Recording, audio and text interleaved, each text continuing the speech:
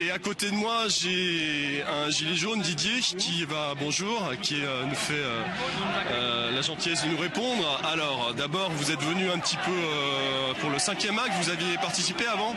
Oui, absolument, j'étais là depuis le premier jour.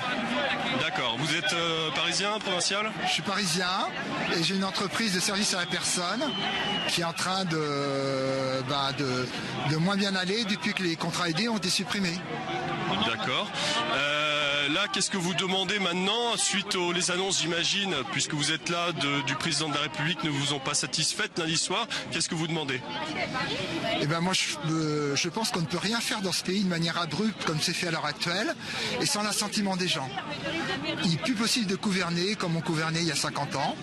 Il faut absolument une 6e République avec des votations citoyennes et une grande participation des citoyens. Voilà. D'accord. Et ça, c'est votre premier argument. Allez-y. Alors, je peux simplement rajouter, pour tous nos dirigeants, qu'on ne peut pas supprimer une ligne comptable comme ça. Il y a des gens derrière. Hormis l'argent, il y a des gens derrière. Il y a des gens qui sont malheureux, qui meurent de faim et qu'on pousse à la misère. Et c'est pas possible de continuer comme ça. Voilà. Il faut leur dire ça aux gouvernants.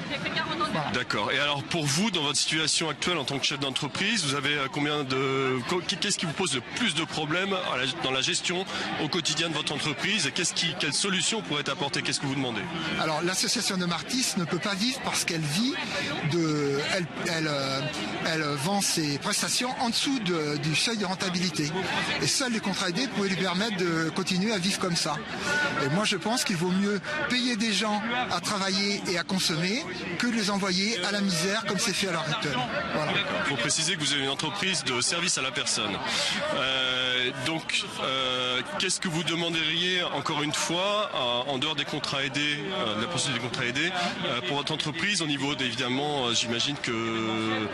Qu'est-ce que vous demandez d'autre? Au niveau des charges, des contrats? Non, moi je paye mes charges. Tous les 3 mois, j'engloutis un mois de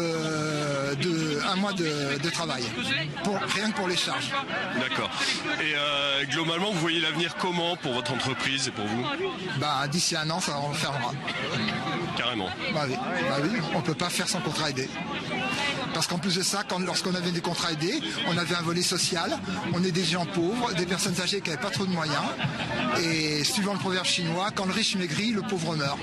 Voilà. Donc on a arrêté toute la partie sociale. Voilà. D'accord.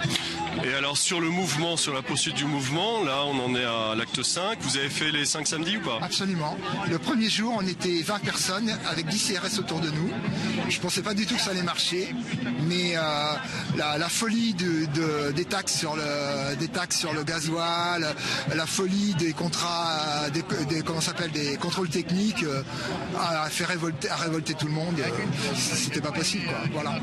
Donc moi je pense que ça va continuer tant que les gens qui nous gouvernent ne nous écouteront pas. Il faut qu'ils descendent à la rue, comme a fait le Louis XVI et qu'il est descendu avec le bonnet phrygien. Voilà.